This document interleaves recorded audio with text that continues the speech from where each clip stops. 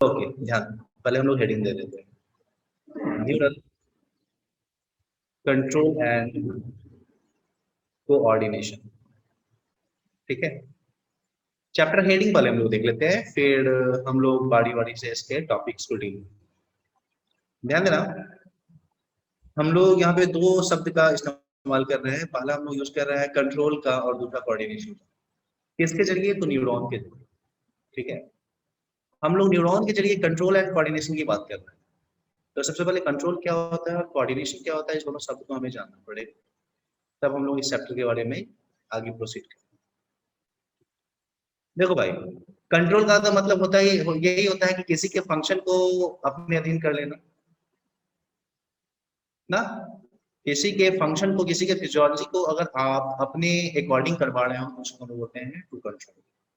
ठीक है, जैसे फॉर एग्जाम्पल अगर हम लोग बात करेंगे तो हमारा जो हाथ है, ये रामू का जो हाथ है, रामू चाहता है कि भी कुछ लिखे। ठीक है, तो रामू तभी लिखेगा जब उसका ब्रेन जो है वो उसका मैसेज देगा कि चलो लिखो जल्दी।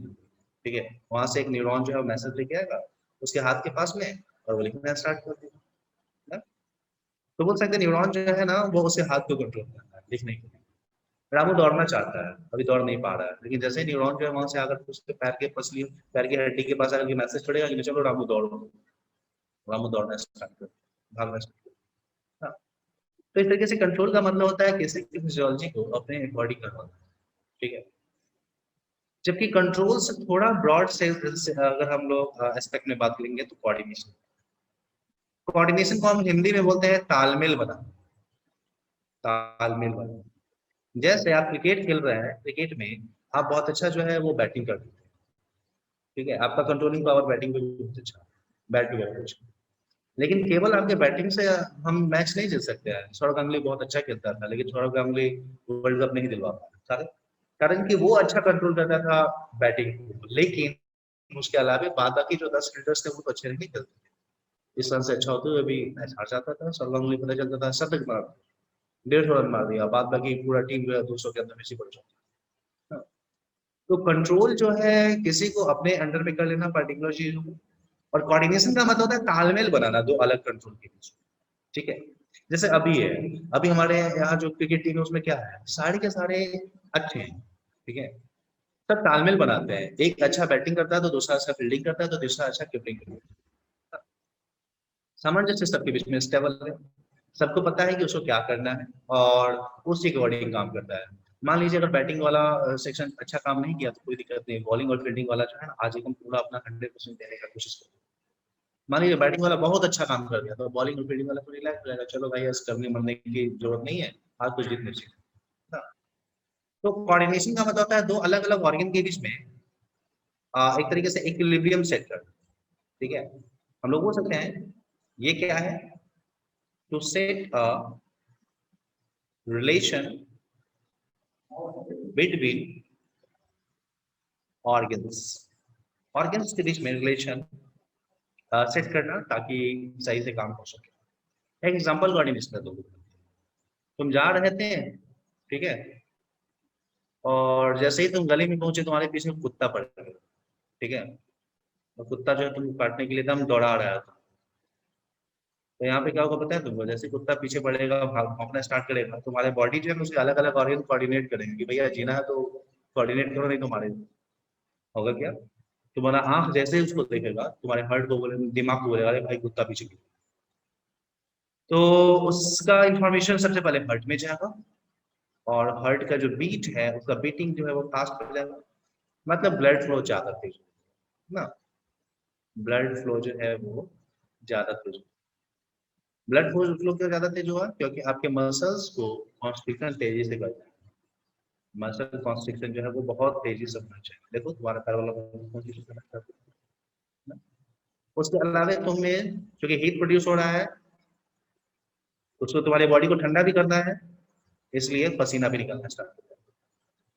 ठीक है, तो देखो ना, एक पर्टिकुलर काम को करने के लिए तुम्हारा हार्ट जो है वो, तुम्हारा जो ब्लड जो है उसका पंपिंग ब्लड फ्लो जो है वो, तुम्हारा जो पैर का जो मसल है वो, तुम्हारा जो स्वेट ग्लैंड है वो, कितने पर्टिकुलर ऑर्गन जो है आपस में कोऑर्डिनेट किया है एक दूसरे के साथ।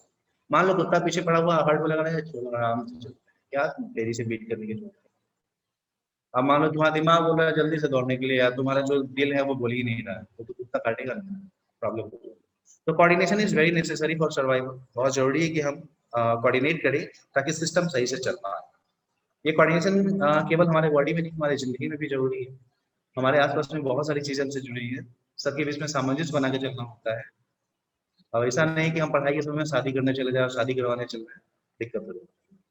सब चीज अपने जगह पे सही है। अभी अगर मान लो कि हमको एग्जाम देना है 1 अगस्त को, शादी ब्याह हम बाद में भी करवा सकते हैं, जो नहीं कि अभी करो। ठीक है। तो कोऑर्डिनेशन का मतलब होता है एक इक्विलिब्रियम सेट करना, ताकि पर्टिकुलर जो फंक्शन है वो हो सके। हमारे चैप्टर का हेडिंग है न्यूरल कंट्रोल एंड कोऑर्डिनेशन। हमारे न्यूरॉन जो है हमारे बॉडी के अलग अलग ऑर्गन को कंट्रोल करता है, उसके फिजियोलॉजी को कंट्रोल करता है, कैसे काम करेगा वो उसको समझाता है, बताता है ना। उसके साथ साथ हमारा न्यूरॉन जो है ना कोऑर्डिनेट करने का भी काम करता है। वो अलग अलग ऑर्गन को एक साथ काम करवाने का भी फैसला करता है कि चलो भाई अभी खराब स्थिति है, तुम पांचों ऑर्गन एक साथ काम करो। चलो अभी नॉर्मल स्थिति है, तुम सब पांचों आराम करो, ये सब काम करो। ठीक है। तो कोऑर्डिनेशन का मतलब होता है तालमेल बनाना ऑर्गन के बीच में, सिंपल। चलो हम लोग यहाँ पे न्यूरॉन की बात कर रहे हैं, तो न्यूरॉन देखना पड़ेगा न्यूरॉन होता क्या है। अरे न्यूरॉन की बात कर रहे हैं, और न्यूरॉन जो है ना एक टिश्यू का फॉर्मेशन करता है, न्यूरल टिश्यू हम लोग बोलते हैं ना। थोड़ा सा हम लोग न्यूरल टिश्यू की बात करते हैं। याद करो हमने चैप्टर नंबर 7 में एनिमल टिश्यू पढ़ा था। एनिमल टिश्यू में हमने डिस्कस किया था एनिमल टिश्यू 4 तरीके का होता है। कौन कौन सा याद करो। एपिथेलियल होता है, कनेक्टिव होता है, याद करो। वहीं पे हमने डिस्कस किया था मस्कुलर होता है ना? और मस्कुलर के बाद चौथा जो टिश्यू हमारे एनिमल का होता है वो होता है न्यूरल। ठीक है। तो पहला हमारा एपिथेलियल टिश्यू होता है एनिमल में, दूसरा कनेक्टिव टिश्यू, तीसरा मस्कुलर टिश्यू, चौथा नर्व टिश्यू। ये चारों का चारों जो है वो एनिमल टिश्यू के नाम से आता है। ठीक है, मैं लिख देता हूँ एनिमल टिश्यू। हम लोग वहाँ पे डिस्कस करते हैं, और जब हम लोग उस टॉपिक को छुएंगे ना तो वहाँ पे बहुत अच्छे से डिस्कस करेंगे, चिंता नहीं। ठीक है। Epithelial, connective, muscular and the next one is neural tissue. इसमें से हम लोग कनेक्टिव टिश्यू को थोड़ा सा, कनेक्टिव टिश्यू का एक एग्जांपल हम लोग पढ़े हैं, ब्लड पढ़े हैं, याद करो। मैं लिखता हूँ। ठीक है। कनेक्टिव टिश्यू का एक एग्जांपल हम लोग ब्लड बहुत अच्छे से पढ़े हैं, और बोन भी कनेक्टिव टिश्यू का ही एग्जांपल है। मैं लिख देता हूँ। हम लोग बोन पढ़ चुके हैं, हम लोग जो ब्लड है उसको पढ़ चुके हैं। लिम्फ भी कनेक्टिव टिश्यू का एग्जांपल है, हम लोग लिम्फ जो है उसको भी पढ़ चुके हैं ना। मस्कुलर टिश्यू में तो हम लोग डिस्कस कर ही चुके हैं, 3 तरीके का मस्कुलर टिश्यू होता है, याद करो। पढ़े हम लोग लोकोमोशन में। हम लोग पढ़े हैं कौन कौन सा। अरे कार्डियक मसल, स्मूथ मसल ना, और स्केलेटल मसल। अब हम लोग आज डिस्कस करने वाले हैं न्यूरल टिश्यू। जो लास्ट वन वाला जो हमारा टिश्यू है, थोड़ा उसके बारे में बात करेंगे, न्यूरल टिश्यू। देखो भाई, सबसे पहला पॉइंट तो तुमको ये बताते हैं कि ये हमारा एम्ब्रायोनिकल इक्टोडर्म से ओरिजिन होता है। इसका निर्माण जो है, ओरिजिन जो होता है फ्रॉम इक्टोडर्म होता है। पहला पॉइंट आप लोग को यहाँ पे याद रखना है, इक्टोडर्म से होता है।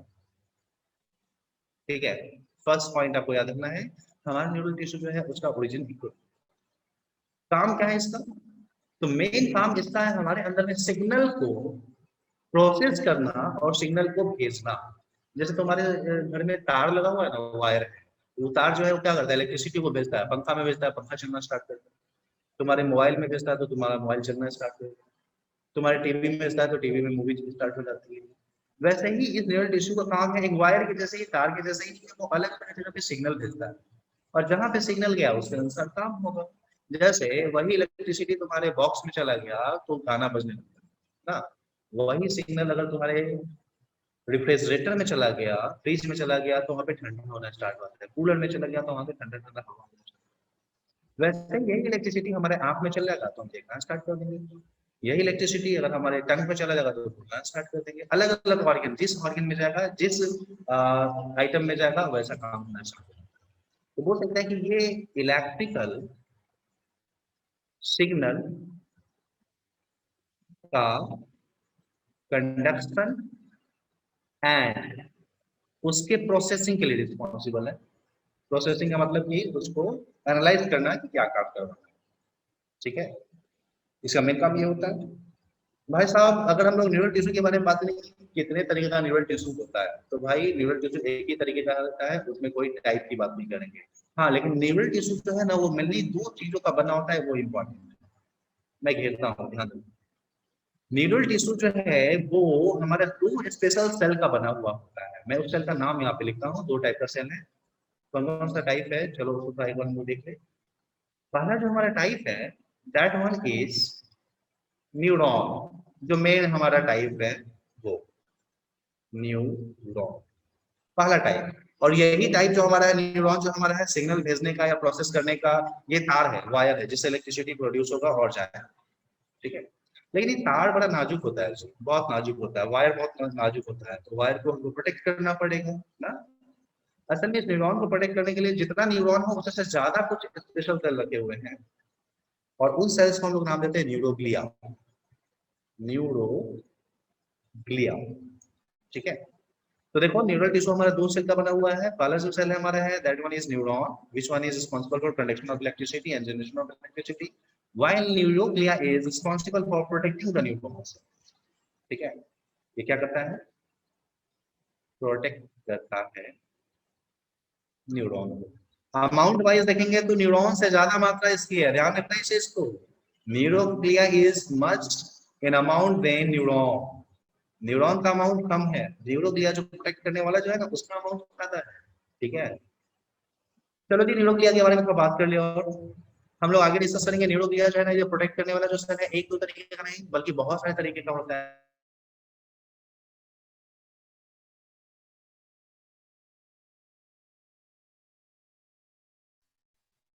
चलो मैंने डिस्कस कर, बहुत सारे तरीके का है। पहला जो हमारा सेल है दैट वन इज, बड़ा जाना पहचाना नाम है हमारा, स्वान सेल। पहला फेमस सेल जो हमारा है स्वान सेल है। दूसरा जो हमारा न्यूरोग्लिया का एग्जांपल है वो है एस्ट्रोसाइट। हम सबके बारे में बात करेंगे लेकिन जहां पे आएगा वहां पे, अभी केवल नाम मैं लिख रहा हूँ। बहुत इंपॉर्टेंट सेल्स है सारी की सारी। तीसरा जो हमारा है वो है ओलिगो डेंड्रोसाइट। ठीक है। और एक और सेल मैं यहाँ पे लिखता हूँ, नाम है उसका microglia. Micro G L I glia. ठीक है। तो ये चारों जो हमारा है स्पेशल हम लोग बोल सकते हैं न्यूरोग्लिया है। चार स्पेशल न्यूरो सेल प्रोटेक्ट करता है या मदद करता है उसको। एस्ट्रोसाइट है, ओलिगोडेंड्रोसाइट है, and the next one is microglia. ठीक है। तो भैया न्यूरल टिश्यू के बारे में थोड़ा सा हम लोग को समझ आ गया है। न्यूरल टिश्यू जो है एक का होता है, इलेक्ट्रिकल सिग्नल और कंडक्शन या प्रोसेसिंग के लिए रिस्पॉन्सिबल है वो। दो तरीके से सेल का बना हुआ होता है न्यूरल टिश्यू, न्यूरॉन और न्यूरोग्लिया। न्यूरॉन मेन सेल है जबकि न्यूरोग्लिया उसको प्रोटेक्ट करने वाला या उसको असिस्ट करने वाला सेल है। ठीक है ना। चलो थोड़ा न्यूरॉन के बारे में डिस्कस कर लेते हैं ना। थोड़ा सा अपन न्यूरॉन के बारे में यहाँ पे डिस्कस कर लेते हैं। इंपॉर्टेंट चीज है, इसी के बारे में लिए तो हम लोग पूरा चैप्टर पढ़ेंगे, तो थोड़ा डिस्कस करना जरूरी है। भाई साहब न्यूरॉन जो है वो एक ऐसा सेल है जो कि इलेक्ट्रिसिटी को ओरिजिन कर सकता है और कंडक्ट कर सकता है। ठीक है। Origin, conduction and transmission. Transmission का मतलब क्या होता है, एक न्यूरॉन से दूसरे न्यूरॉन में पास करना ऑफ इम्पल्स। एक ऐसा सेल है जो कि इलेक्ट्रिसिटी के फॉर्म में या केमिकल के फॉर्म में, इलेक्ट्रिसिटी या केमिकल के फॉर्म में जो है हमारे इम्पल्स है उसको एक न्यूरॉन से दूसरे न्यूरॉन में भेज सकता है। बचपन से स्ट्रक्चर इसका पढ़ते आए हैं, थोड़ा सा स्ट्रक्चर भी देख लिया जाए। बड़ा ही प्यारा जैसा स्ट्रक्चर होता है ना? लगभग हम सारे लोग उसको बना के आ रहे हैं, उसी तरीके से नहीं होता। मैं उतना अच्छा फिगर नहीं बना रहा आपके समझने के लिए। मेन ये वाला पार्ट है, उससे बहुत सारे कुछ इस तरीके से देख ही रहे हो, निकला हुआ स्ट्रक्चर है, कुछ ऐसा स्ट्रक्चर निकला हुआ होता है। ठीक है। एंड ये जो स्ट्रक्चर है जो ऐसा निकला हुआ है उसमें से एक जो है बहुत लंबा सा होगा। तो लंबा सा होकर के वो जो है ना एकदम किनारे में जाकर के फिर से चपटा हो जाता है। एंड आफ्टर गेटिंग फ्लैटेन फिर से उसे कुछ इस तरीके से नोट का निर्माण होता है, लगता है कि उंगली के जैसा कुछ स्ट्रक्चर है ना एकदम कुछ ऐसा स्ट्रक्चर जो है बन। ये हमारा एक टिपिकल न्यूरॉन का फिगर में बना रहा हूँ। ठीक है। इसके बॉडी की बात करता हूँ मैं, कहाँ कहाँ पे क्या क्या। तो तुम क्लियरली यहाँ पे देख रहे हो जो मेन स्ट्रक्चर जो है, इंपॉर्टेंट स्ट्रक्चर जो तुमको दिख रहा है, that one is this one. ये वाला पोर्शन ज्यादा इंपॉर्टेंट है भाई साहब, मेन पार्ट तो यही है ना।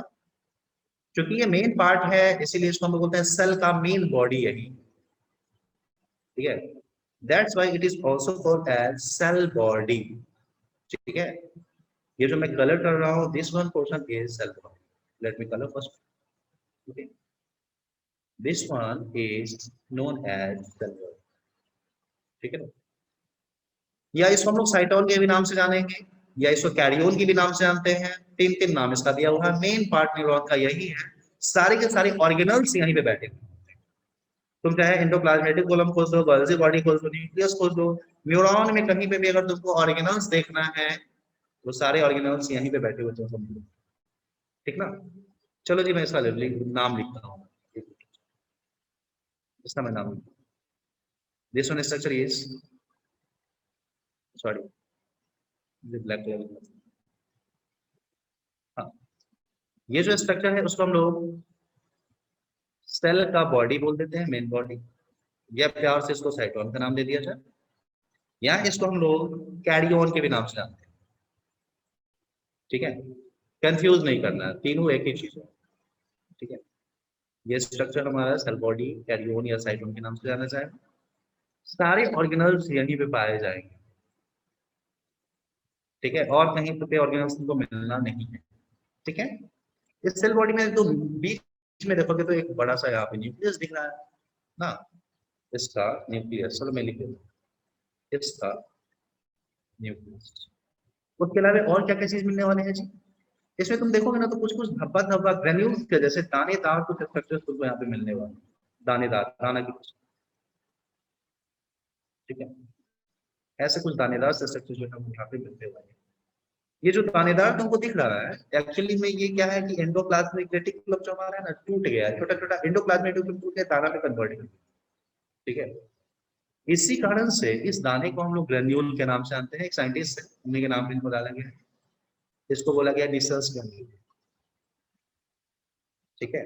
इसको हम लोग निसल्स ग्रेन्यूल के नाम से जानेंगे। ये क्या है भाई साहब, तो बोलोगे एंडोप्लाज्मेटिकुलम जो है, रफ एंडोप्लाज्मेटिकुलम टूट के दाना में कन्वर्ट कर गया है। हम लोग बोल सकते हैं कि कुछ और नहीं, fragment of rough endoplasmic reticulum. खास बात तुमको बता दे, केवल और केवल साइटोन में ही पाया जाएगा और कहीं पे नहीं मिलेगा। सेल बॉडी के आसपास में होगा, तुम एक्सॉन में खोजे जाओ तो वहां पे नहीं मिलने वाला, एक्सॉन में तुमको कभी नहीं मिलेगा, ठीक है। केवल और केवल जो है साइटोन या सेल बॉडी में पाया जाएगा। चलो साइटोन के बारे में कुछ और बात बता दो। साइटोन से कुछ बाल के जैसा ऐसा निकला हुआ स्ट्रक्चर तुमको दिख रहा है ना, कुछ ऐसा स्ट्रक्चर जो है यहाँ पे निकला हुआ तुमको दिख रहा है ना? साइटोन से ये जो निकला हुआ स्ट्रक्चर तुमको दिख रहा है, बड़ा ही काम का चीज है, आगे हम लोग बात करेंगे इसके बारे में। इम्पल्स जो है ना, ये इसी में सबसे पहले आता है ट्रांसफर, ट्रांसपोर्ट होने के लिए आगे जाने के लिए, ठीक है। ये जो निकला हुआ स्ट्रक्चर दिख रहा है, that one is actually known as dendron. Main body जो इसका है, जो निकल लोब जो दिख रहा है, निकलता हुआ लोब जो दिख रहा है, उसको हम लोग डेंड्रॉन बोलेंगे। मैं यहाँ पे लिखता हूँ ये डेंड्रॉन, ठीक है। और उसका फिर से ब्रांचिंग जो हो रहा है, that one is known as dendrite. Dendron फिर से ब्रांच कर रहा है, हमारा हाथ फिर से ब्रांच कर रहा है, उंगली कहलाता है, वैसे हमारा जो है यहाँ पे डेंड्रा, ठीक है। और ये डेंड्राइट ही भाई साहब सबसे इंपॉर्टेंट स्ट्रक्चर यहाँ पे है, जो कि पहली बार इलेक्ट्रिसिटी को परसीव करता है या इम्पल्स को परसीव करता है, ठीक है। हम लोग बोल सकते हैं कि यहीं पे इम्पल्स रिसेप्टर पर, यही हमारे न्यूरॉन को बताता है कि भैया इम्पल्स आया, ये इम्पल्स रिसेप्टर है। हम लोग आगे बात करेंगे। इम्पल्स जो है ना, इसी पे सबसे पहले इम्पल्स आगे टकराएगा, तब वो आगे जाता है, ठीक ना। तो सेल बॉडी या साइटोन या कैरियोन जो है, उसमें डेंड्राइट्स बहुत सारे होते हैं, और उसका एक जो हमारा पोर्शन है वो इस तरह से लंबा सा आगे की तरफ चला जाता है। इसको हम लोग डेंड्रॉन या डेंड्राइट नहीं, इसको हम लोग अलग नाम देते हैं। ये तार के जैसा है, वायर के जैसा है, इलेक्ट्रिसिटी को कंडक्ट यहाँ पे किया जाता है और इस तरीके से वो आगे। ये जो तुमको दिख रहा है, इसको हम लोग नाम देते हैं एक्सॉन। ये लंबा सा जो तार के जैसा है, उसको हम लोग बोलेंगे एक्सॉन, ठीक है। चलो मैं लिख देता हूँ, एक मिनट मुझे लिख देता हूँ। ये जो स्ट्रक्चर है, इस स्ट्रक्चर को हम लोग एक्सॉन के नाम से जानेंगे। मैं यहाँ पे लिखता हूँ ये एक्सॉन, एक्सॉन और डेंड्रॉन में क्या करना है, मतलब डिफरेंस है? डेंड्राइट से डेंड्राइट जो है वो न्यूरॉन में इंपल्स लेके जाता है, जबकि डेंड्रॉन जो है ना उससे लेके बाहर की तरफ ऐसे निकलता है। साइटोन में देखो जितना भी डेंड्राइट होगा वो मैसेज साइटोन में लेके आए, जबकि एक्सॉन जो हमारा है ना वो मैसेज लेके बाहर की तरफ जाता है, साइटोन से दूर जाता है। ये चीज हम लोग को ध्यान रखना है। ठीक है, एक्सॉन के बारे में तुमको कुछ और खास बात बताते हैं, ध्यान रखना। अगर हम लोग एक्सॉन को देखें तो एक्सॉन जो है कुछ ऐसा ही नहीं होता है। एक्सॉन जो है ना, क्योंकि यहाँ पे इसके दीवार से इसके इस पार्ट से इलेक्ट्रिसिटी जो है वो मूव कर रहा है। हो सकता है कि इलेक्ट्रिसिटी जो है अगर नंगा तार हो तो कोई भी टोटी फंसा करके इलेक्ट्रिसिटी वहां से खींच सकता है ना, इलेक्ट्रिसिटी यहाँ से गायब हो सकता है। यहाँ पे इलेक्ट्रिसिटी आयन के फॉर्म में मूव कर रहे होते हैं। हो सकता है कि आयन जो है लीक कर जाए वहां से, बचाना है। तो उसको बचाने के लिए यहाँ पे क्या हुआ है, कुछ स्पेशल सेल आ गए हैं। प्यार से उस सेल को हम लोग नाम देते हैं स्वान सेल। अभी हम न्यूरोग्लिया की बात कर रहे थे, वही न्यूरोग्लिया। ठीक है, और स्वान सेल कैसा होता है थोड़ा सा मैं नेक्स्ट स्लाइड में तुमको स्वान सेल के बारे में थोड़ा सा मैं यहाँ पे तुमको बता देता हूँ।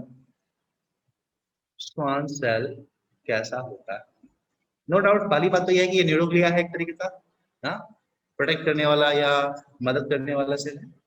मान लो ये हमारा स्वान सेल है एकदम ऐसा कुछ है। ठीक है, होता क्या है, ये जो हमारा स्वान सेल जो है ना उसको तुम चपटा कर दो एकदम फ्लैट, एकदम पचका दो उसको, कुछ ऐसा पचका दिया। पचका दोगे तो उसका सारा का सारा क्या होगा, जितना भी साइटोन वाला पोर्शन है वो एक तरफ चला जाएगा, और इस तरफ क्या होगा उसका प्लाज्मा मेम्ब्रेन वाला पोर्शन जो है।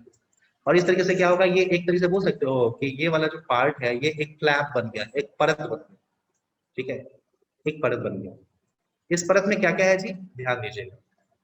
इस परत में अगर हम लोग देखेंगे तो इसके अंदर में थोड़ा सा साइटोप्लाज्म होगा, ऑरिजिनल मिलने की तो संभावना नहीं है, क्योंकि सारे के सारे ऑरिजिनल जो है ना यहाँ पे आकर के जमा हो गया, इस पोर्शन में आकर के जमा हो गया ना, सारे के सारे ऑरिजिनल्स यहाँ पे जमा हो गए हैं। थोड़ा सा इधर जो है हमारा केवल जो है ना इसका साइटोप्लाज्म पाया जाए।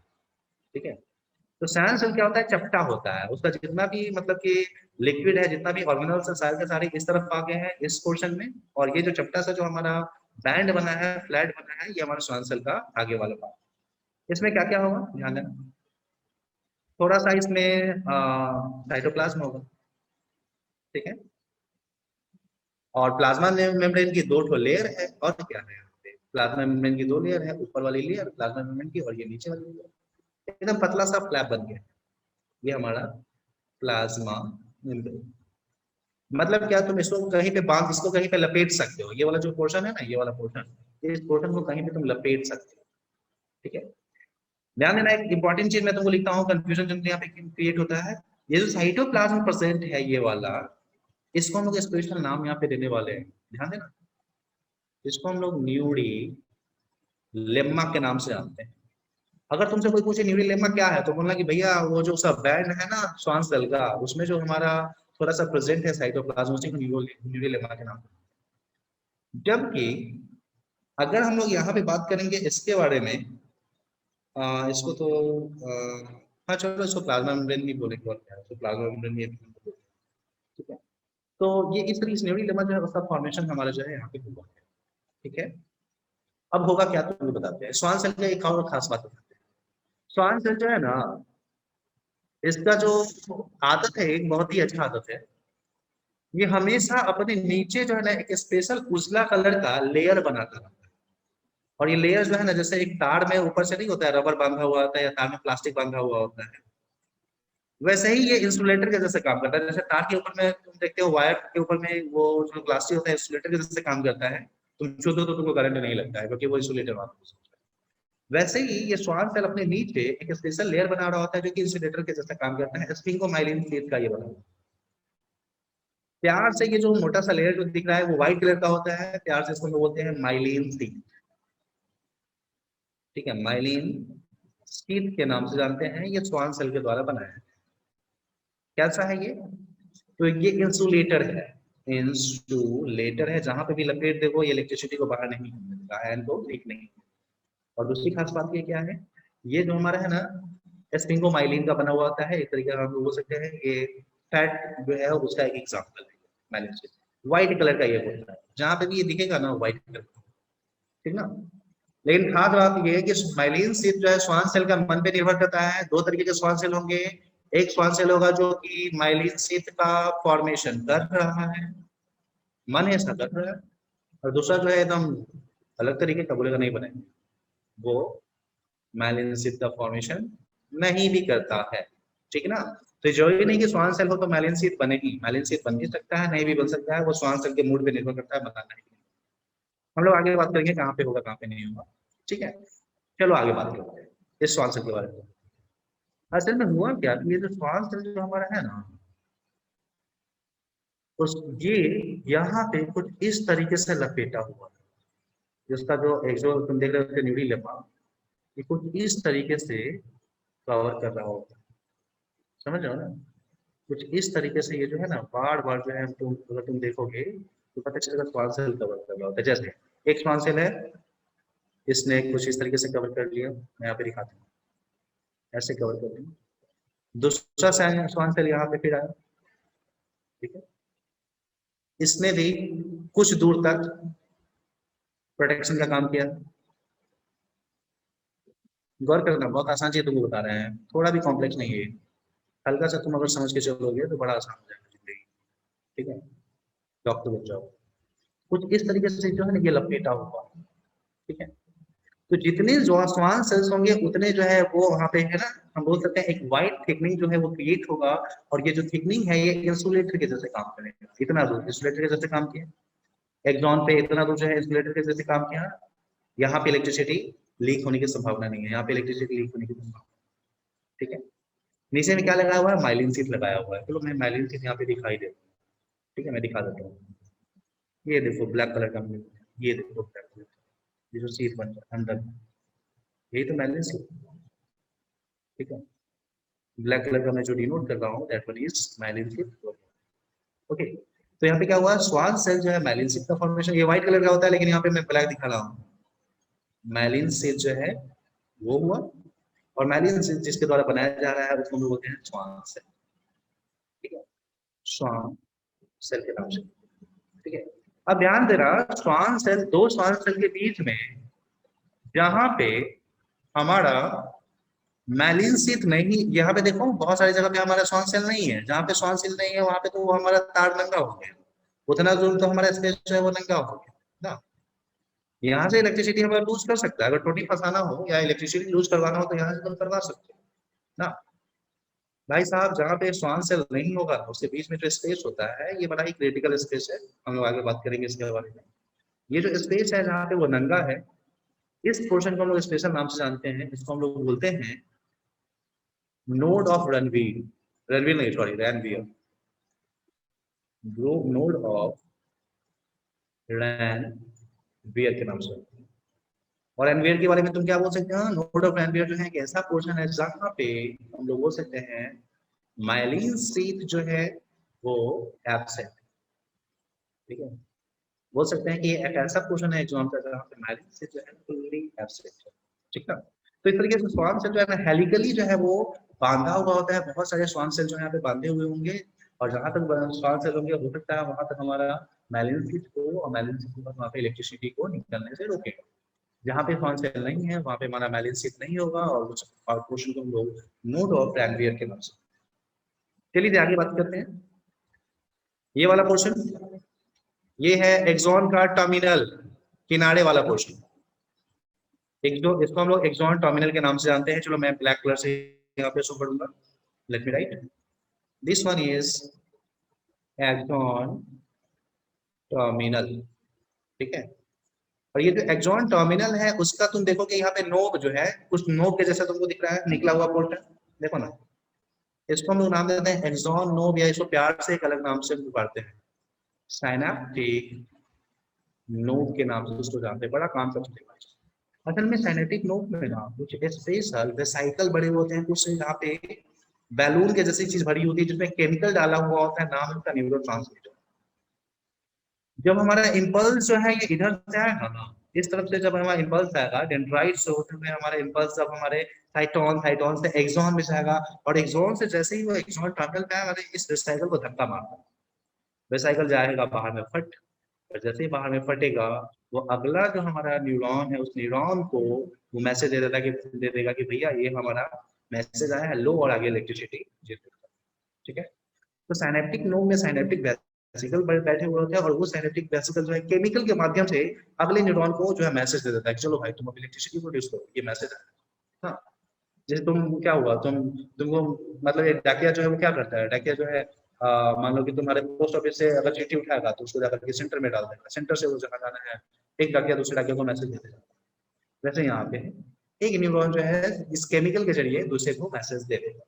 अब ध्यान देना, केमिकल जिस बाहर में जिस इंटरस्टिशियल फ्लूइड में निकलता है बाहर में, उस फ्लूइड को हम लोग नाम देते हैं साइनेप्टिक फ्लूइड, ठीक है। केमिकल जिस फ्लूइड में हमारा तैरेगा उसको हम साइनेप्टिक फ्लूइड के नाम से जानते हैं। या ये जो हमारा दो न्यूरॉन के बीच में जो जंक्शन बना ना, उस जंक्शन को हम लोग नाम देते हैं साइनेप्स। आगे हम लोग बात करेंगे, चिंता नहीं करते, बड़ा इंपॉर्टेंट चीज है ये, हम लोग आगे बात करेंगे साइनेप्स, ठीक है। तो साइनेप्स क्या है, एक न्यूरॉन दूसरे न्यूरॉन से जो हाथ मिला रहा है, दोस्ती कर रहा है, यहाँ पे मैसेज एक दूसरे को दे रहा है कि भैया लो ये मैसेज है तुम आगे लिखो पढ़ो, वो जो जंक्शन है उसी को हम लोग बोलते हैं साइनेप्स। इसमें हमारा एक न्यूरॉन का एक्सॉन है और दूसरे न्यूरॉन का डेंड्राइट है, देखो इसका डेंड्राइट है, आगे हम लोग बात करें। तो भाई साहब ये एक ओवरऑल व्यू मैंने न्यूरॉन का स्ट्रक्चर बताया, मैंने बताया न्यूरॉन जो है उसके कौन कौन से पार्ट होते हैं, ध्यान दो मैं सबको कलर कर देता हूँ, जो मेन मेन इंपॉर्टेंट पार्ट मैंने यहाँ पे बताया, ध्यान दो। अगर हम लोग यहाँ पे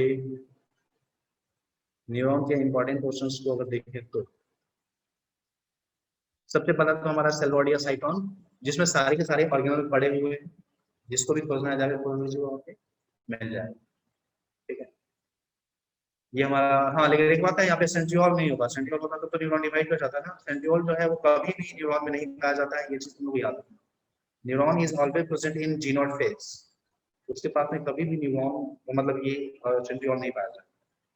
सबसे पहला पार्ट हमारा सेल बॉडी, सेल बॉडी से जो बाहर बहुत सारा निकला हुआ है उसको हम लोग नाम देते हैं डेंड्राइट। और जो मेन डेंड्राइट होता है जहाँ से बहुत सारे मतलब जहाँ से वो ब्रांचिंग हो रहा है उसको डेंड्रॉन के नाम से जानते हैं, तो डेंड्रॉन उतना इंपॉर्टेंट नहीं है, तुम डेंड्राइट ही याद, ठीक है। ये डेंड्राइट। तीसरा जो पोर्शन हमारा है दैट वन इज एक्सॉन, देख रहे हो लंबा सा जो नली निकला है उसको हम लोग एक्सॉन के नाम से जानेंगे ना। और एक्सॉन से आगे हम लोग देखेंगे तो एक्सॉन टर्मिनल आ गया ना, एक्सॉन टर्मिनल जो कि अगले न्यूरॉन के साथ दोस्ती करेगा और वो जो दोस्ती वाला जंक्शन है उसको हम लोग साइनेप्स के नाम से, ठीक है। मेन पोर्शन इतना है। एक्सॉन से इलेक्ट्रिसिटी जाता है तार जैसे काम कर रहा है, इसलिए क्या है उसको लपेटने के लिए हमारे क्या है स्वान सेल है, ठीक है। स्वान सेल माइलिन बना भी सकता है नहीं, ठीक है। तो यहाँ तक तो क्लियर ना, इसमें कोई प्रॉब्लम कंफ्यूजन बोलो। No sir. आसिफ, हाँ सर। गुड, चलिए आगे बढ़ते हैं। अब थोड़ा सा हम लोग टाइप ऑफ न्यूरॉन के बारे में भी आज डिस्कस कर ही लें। एक मिनट, जो हम लोग थोड़ा सा टाइप ऑफ न्यूरॉन के बारे में बात करें, ध्यान देना। अगर टाइप्स ऑफ न्यूरॉन के बारे में बात करें तो साइटोन या सेल बॉडी से कितना प्रोसेस निकला हुआ है, कितना उभार निकला हुआ है वो तुमको देखना पड़ेगा। जैसे अभी जो हम फिगर बना रहे थे उस फिगर में क्या था, साइटोन से बहुत सारा इस तरीके से डेंड्राइट निकल रहा है ना, एक एक्सॉन भी निकल रहा था कुछ इस तरीके से स्ट्रक्चर था ना। दूसरा तरीका ये हो सकता है कि साइटोन जो है ना, उस साइटोन से केवल एक ही यहाँ पे ऐसे प्रोसेस निकले, ज्यादा निकलेगी, और एक हमारा एक्सॉन तो होना ही होना है। तो देखेंगे तो देखो ना यहाँ पे पोलैरिटी तुम केवल देखना, सब चीज तुमको समझ में आ जाएगा, पोलैरिटी का ही सारा खेल, ठीक है। देखो यहाँ पे एक ही पोल है, एक ही चीज है यहाँ पे ना। एक और यहाँ पे तो आप तुमको न्यूरॉन बता देते हैं, ये न्यूरॉन बड़ा होशियार है, थोड़ा ध्यान दो यहाँ पे। मैं बता रहा था कि यहाँ पे ये जो न्यूरॉन है बहुत होशियार है। शुरू में तुम देखोगे ना स्टार्टिंग में तो लगेगा तुमको एक ही तो यहाँ पे प्रोसेस निकल रहा है, लेकिन बाद में देखोगे ना नीचे तो पता चलेगा दो प्रोसेस बन गया है आगे जाकर के, कुछ इस तरीके से ऐसे बन गया, ठीक है। और ये जो दो प्रोसेस है असल में, ये दो प्रोसेस नीचे एक प्रोसेस इसमें जो है वो एक्सॉन में कन्वर्ट हो जाएगा और दूसरा जो प्रोसेस है वो डेंड्राइट में कन्वर्ट हो जाएगा, ठीक है। तो इस आधार पर हम लोग देखेंगे तो न्यूरॉन चार तरीके का हुआ, कौन कौन सा, चलो यहाँ पे इसमें देखोगे तो यहाँ पे देखो एक प्रोसेस, दो प्रोसेस, तीन प्रोसेस, बहुत सारे डेंड्राइट, एक एक्सॉन, क्योंकि यहाँ पे बहुत सारे प्रोसेस या पोल निकले हैं इसीलिए इसको हम लोग बोलते हैं मल्टीपोलर, ठीक है। यहाँ पे पहले दिखा देता हूँ, ठीक है। अगर यहाँ पे हम लोग देखें तो पता चलेगा कि यहाँ पे मेनी डेंड्राइट्स है और एक एक्सॉन है, एक एक्सॉन है। कहीं पे भी अगर ऐसा कॉम्बिनेशन देखने को मिले ना, बहुत सारा डेंड्राइट एक एक्सॉन, तो अल्टीमेटली बहुत सारे प्रोसेस है ना, क्योंकि बहुत सारे प्रोसेस है, इसी कारण से इसको हम लोग नाम देते हैं, इसका नाम देंगे, क्या नाम देंगे, इसको हम लोग बोलेंगे मल्टीपल न्यूरॉन। मल्टीपल न्यूरॉन के नाम से या मल्टी न्यूरॉन के नाम से भी हम लोग डिस्कस करते हैं, ठीक है। मल्टीपोलर बोलना ज्यादा सही है, सॉरी, मल्टीपोलर न्यूरॉन के नाम से हम लोग इसको डिस्कस करते हैं, क्योंकि बहुत सारे यहाँ से हमारे ब्रांचिंग निकले हैं, that's why it is called as multipolar neuron, ठीक है। कोई आपसे पूछे मल्टीपोलर न्यूरॉन क्या है तो क्या बोलेंगे भैया, अगर बहुत सारा वहाँ पे डेंड्राइट हो और एक एक्सॉन हो तो उस मल्टीपोलर न्यूरॉन के नाम से डिस्कस करेंगे, ठीक है। और हमारे अंदर में मोस्टली जो है ना, हमारे न्यूरॉन जो हमारे बॉडी में रखे हुए हैं वो यही न्यूरॉन है, मल्टीपोलर न्यूरॉन। जबकि इसमें देखो सिंगल डेंड्राइट, वन डेंड्राइट, ठीक है, एंड वन एक्सॉन, दोनों एक ही एक है, ज्यादा ऐसा नंबर यहाँ पे नहीं हुआ है। अगर एक डेंड्रॉन और एक हमारा एक डेंड्राइट और एक एक्सॉन हमारा हो तो हम लोग बोलेंगे टोटल हमारा दो यहाँ पे प्रोसेस निकला, that's why it is called bipolar neuron.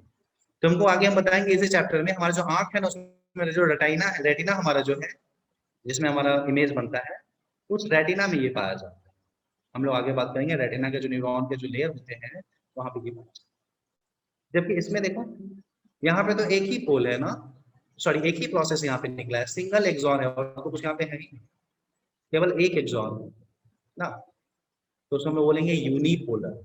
Uni का मतलब होता है एक, चूंकि एक प्रोसेस निकला है इसीलिए इसको हम लोग बोलेंगे unipolar neuron. This one is called as unipolar neuron, single pole वाला न्यूरॉन हमारे लिए नाम से जाना जाएगा। फेमस एग्जांपल इसका क्या है, तो हम जब एम्ब्रायनिक फॉर्म में होते हैं ना, जब हम एम्ब्रायर के रूप में होते हैं तो एम्ब्रायो में पहली बार जो न्यूरॉन बनता है वो यूनिपोलर ही होता है। जबकि देखो ये वाला, ये तो ठगने वाला नहीं, यहाँ पे तुम थे इस जगह से तुम देख रहे थे तो पता चल रहा था एक ही जो यहाँ पे प्रोसेस निकला है, लेकिन बाद में पता चला अरे बाप रे, यहाँ पे तो एक तो हमारा फिर से ब्रांचिंग हो गया है, एक हमारे डेंड्राइट में कन्वर्ट कर गया, दूसरा हमारा एक्सॉन में कन्वर्ट। देखने में ओरिजिन जो है ऐसा सिंगल है, लेकिन इसमें बाद में जाकर बाइफरकेट कर जाए, एक तो एक्सॉन बन जाए और दूसरा हमारा डेंड्राइट बन जाए, तो सब लोग बोलेंगे भाई ये झूठा है, बोल के गया है कि एक ही प्रोसेस बनेगा लेकिन दो प्रोसेस बनेगा, इसलिए इसको हम लोग बोलते हैं स्यूडो यूनिपोलर। ध्यान दो मैं लिखता हूँ, एक तो यहाँ पे डेंड्राइट और एक तो यहाँ पे एक्सॉन, लेकिन ये दोनों एक साथ चिपका हुआ है, लगता है कि एक ही यूनिट है, ठीक है। अगर सिंगल ओरिजिन इसका हो हम लोग बोल सकते हैं एज अ सिंगल, अगर वो देखे एक ही ओरिजिन का अगर देखे तो उसको हम लोग बोलेंगे भैया ये झूठा न्यूरॉन है, या इसको हम लोग स्यूडो यूनिपोलर न्यूरॉन बोलते हैं। बहुत प्यारा नाम है इसका, स्यूडो, स्यूडो मतलब तो झूठा, यूनि मतलब एक, पोलर प्रोसेस, ये एक ही प्रोसेस वाला झूठा न्यूरॉन है, लगता है कि एक ही है लेकिन ये एक नहीं है, ठीक है। देखो भाई थोड़ी देर के बाद हम लोग डिस्कस करेंगे एक दो क्लास के बाद, फेमस एग्जांपल जो ऐसा है, हमारा जो रीड है ना, हमारा जो ये स्पाइनल कॉर्ड है वहां से जो डॉर्सल साइड से निकलता है ना, वो इसी का एग्जांपल है, इसको हम लोग लिख देते हैं। मैं बात करूंगा आगे, डॉर्सल रूट गैंग्लिया जो हमारा है वो इसका फेमस एग्जांपल है, ठीक ना। तो कुल मिलाकर के अगर हम लोग यहाँ पे देखें तो पता चलता है हमारे जो न्यूरॉन्स है उसके चार टाइप हम लोग को ब्रॉडली यहाँ पे देखने को मिलता है। कौन कौन सा मैं यहाँ पे हाईलाइट, सबसे पहला जो हमारा मल्टीपल न्यूरॉन, जिसमें एक एक्सॉन तो सब में होगा, इसमें कोई संदेह नहीं है, एक्सॉन तो सब में होना चाहिए। एक एक्सॉन और बहुत सारे डेंड्राइट है, उसको लोग नाम देंगे कि भैया ये जो हमारा है ना, ये हमारा मल्टीपल या मल्टीपोलर न्यूरॉन। अगर एक एक्सॉन के साथ एक हमारा डेंड्राइट भी हो जाए तो उसको हम लोग नाम देंगे भैया ये हमारा बाइपोलर न्यूरॉन है, ठीक है, इस वन इज बाइपोलर। वाइल अगर हम लोग वहां पे देखें, पता चले कि हमारा एक एक्सॉन है और डेंड्राइट का नामो निशान नहीं है, डेंड्राइट तो है ही, केवल साइक्लोन या सेल बॉडी है, कोई प्रोसेस उससे एक्सॉन के अलावा नहीं निकला है, तो उसको हम लोग बोलेंगे भैया यूनिपोलर न्यूरॉन। ठीक है, एम्ब्रायो में पाया जाता है जब हम भ्रूण की अवस्था में होते हैं उसमें हमारे। जबकि तीसरा, अगर वो उसका ओरिजिन जो है वो सिंगल हो, लेकिन बाद में जाकर पता चले कि वो एक एक्सॉन और एक डेंड्राइट का निर्माण कर रहा है, तब हम लोग उसको स्पेशल नाम देते हैं, उसको बोलते हैं कि भैया ये हमारा स्यूडो यूनिपोलर न्यूरॉन। ठीक ना। तो टाइप्स ऑफ न्यूरॉन में हम लोगों ने देखा 5 तरीके का हमारे जो है वो न्यूरॉन पॉसिबल है। ध्यान दें, 5 तरीके का: multipolar neuron, bipolar neuron, unipolar neuron and the last one pseudo unipolar. ठीक ना। तो इसमें किसी को कोई कंफ्यूजन?